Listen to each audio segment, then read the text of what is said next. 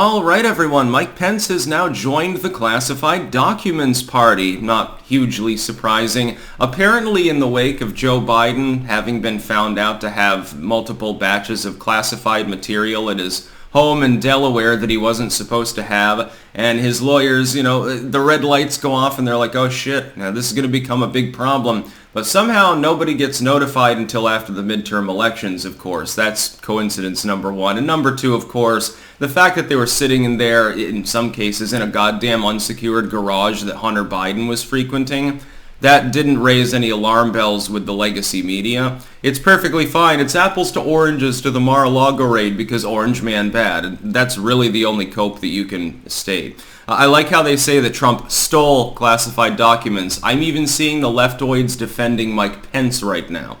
That Mike Pence. To be clear, evil insurrectionist wannabe Mike Pence. Mike Pence, who won't throw Orange Man under the bus. Orange Man so bad that even people who are blamed for tacitly defending him for evil obstruction and other terrible behavior like insurrection, even they can be praised by comparison to Orange Man. It's very, very funny. It's basically like if you go back to ancient times, back to ancient Rome or something like that, and you know how you've been told that there were emperors that were shit, and so their statues were defaced and stuff? A lot of times that was academic revisionism, to be clear, and now modern individuals are looking back and saying, hey, maybe Nero didn't actually do all of the terrible things that he was blamed for and wasn't a complete goddamn degenerate.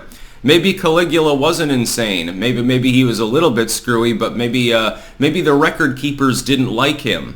When you have a literate class of academics recording everything that goes on, those are the people that you have to please. If you're a man of the people and the peasants like you, and the middle class likes you, and the mercantile likes you, and the military backs you, but the academics think you're stuffy and full of shit and you don't respect them enough, who is going to be better in the history books? That person or someone who wined and dined with all of the philosophers? I think that the answer is clear, but this goes further than this. For some time now, I've predicted that this entire thing has two fundamental central goals, the classified documents scandals. Number one, to keep Joe Biden out of the 24 field. Get rid of him.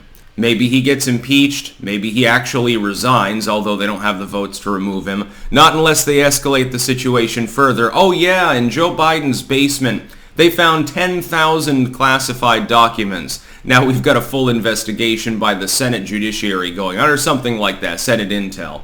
That would be, alarm bells would go off in my head if anything that significant were found.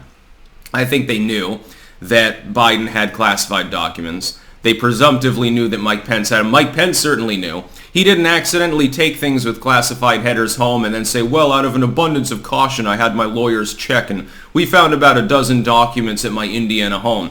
That's what he's going with as a cope. You forgot that the documents were there? Did somebody else take them? That would be a breach of national security, so I'm assuming that Mike Pence is the one that took them. But you're not allowed to take them. You're not the president. You've never been president of the United States. The standard for the VP is different. You keep rambling about the process you have to go through to declassify documents, which, by the way, explicitly does not actually go to the presidential level. That would be through the VP, ironically enough. Biden's documents are mainly from his time as VP. Mike Pence was VP in no other role. Oh, I wonder if there could be a problem here. It's to keep Biden out. Number one. Number two, to tarnish Trump by allowing the legacy media, Lindsey Graham, by the way, jumping into it. Did you see that the other day? And Trump backhanding Mike Pence. The legacy media is taking his obviously sarcastic post on Truth Social and acting as though it was not sarcastic, which is fucking hilarious. Just to be clear about their incapability with regards to analyzing what he posts. I think they actually know that, but it wouldn't be good for their bottom line if Trump were saying, I told you so. Hey, Mikey, remember that time you threw me under the bus and said I acted with impropriety? What's happened is the liberals don't want Biden in. They're afraid he might die before the goddamn election. They're afraid that it'll be impossible if they need to honk. Like, let's say that Trump is the nominee. They're afraid that it can't be feasibly fed to the public that Biden won by 10 million votes if he's incapable of campaigning. He'll be 83 as of the time of the election.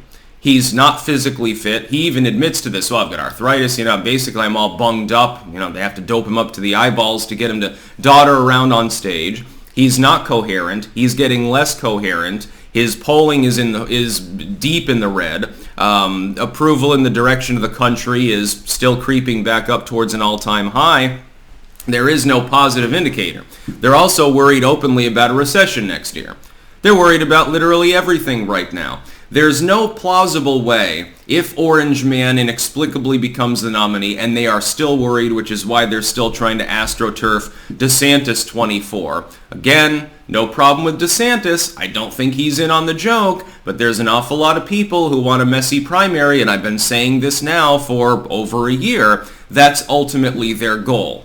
In order to trigger that, though, you have to get Biden out of the way. He's not a plausible candidate. You have to get him to at least stand down in 24. He can peter out as a lame duck for some time. You can blame the Republicans for everything that subsequently goes wrong when he basically hides. You can make them more visible, literally amplify the Republicans, and then blame them for everything that goes wrong.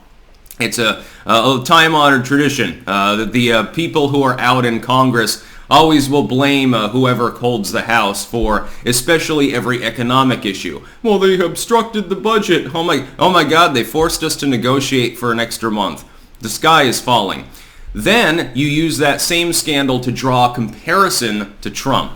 Now, what does Pence do here? On one level, it might be a smokescreen for Joe. On another level, it might be Mike Pence deliberately running interference. Also, it might technically be these people trying to keep Pence out of the race. Of course, let's say that they're successful, okay? No incumbent Democrat is running. No incumbent Republican is running. Who do they not want to potentially challenge DeSantis if they decide to put him forward, or Nikki Haley or whoever else? Mike Pence. The irony is that Mike Pence, technically speaking, becomes the MAGA runner-up unless somebody else strong gets in. Right now, it is fucking Bolton. That's all that you have, is Bolton. That's the only one. Pompeo hasn't said whether he'd throw his hat in the ring, and he was Trump adjacent too.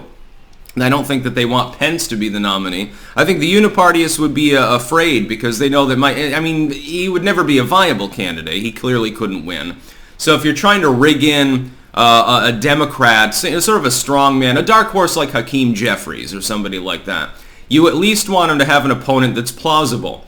It's going to be a controlled opposition opponent that you hope doesn't win, but you're not really cut up about it because they're not like Donald Trump. But Mike Pence doesn't really fit that bill. The MAGA Republicans hate him.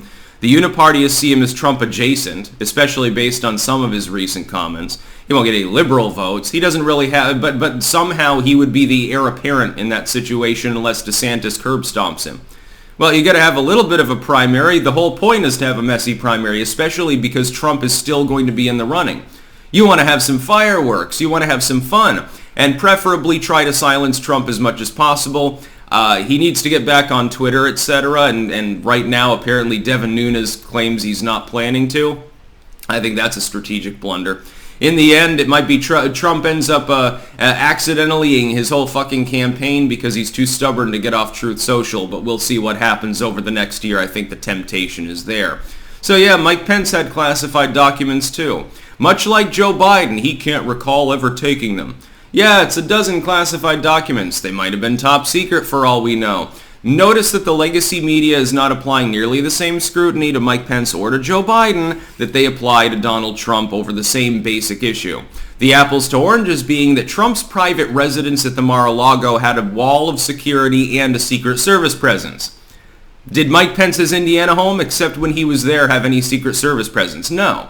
Does it have private security forces? I'm sure there's someone who walks around. I mean, it's Indiana. He's probably got neighborhood watch in his sprawling mansion, but I can't imagine that the place where these documents were found was fully secured. Mike Pence nervously calling up his lawyers, hey guys, I might have taken some of those too from when I was VP. This could be a big problem. By the way, there is no excuse that can be made by these individuals, because again, they were never president of the United States. At the time the documents were taken, neither was Biden. They can't use the excuse of presidential privilege. So the fact that they claim ignorance of the documents being there, and they come up to the press and they say, well, we're cooperating openly. Unlike Orange Man, he obstructed. We're cooperating, everything's fine. The fact that you cooperate in a criminal investigation does not necessarily get you off the hook, and it doesn't mean that there aren't charges. You may get some leniency. You may gain a plea deal. You're a mafioso, and you throw one of your fellow mafiosos who's worse than you under the bus and say, look, I'll turn informant. Look, I'll give you the info. Give me a slap on the wrist or something. That may work. That may indeed work. You get a fine. You get put in witness protection before you get your kneecaps blown backwards or something like that. That doesn't mean there's no repercussions for that. It just means that they're less. I guess that's what they're hoping for. Mike Pence hoping for leniency. I don't think you have to worry, Mike. You're part of the Uniparty. So, you're a good neocon. You don't have out there views. You're not evil MAGA anymore because, you've backhanded Trump multiple times and he's doing that to you right now on his own site. I don't think you have to worry about prosecution. These people have gross double standards.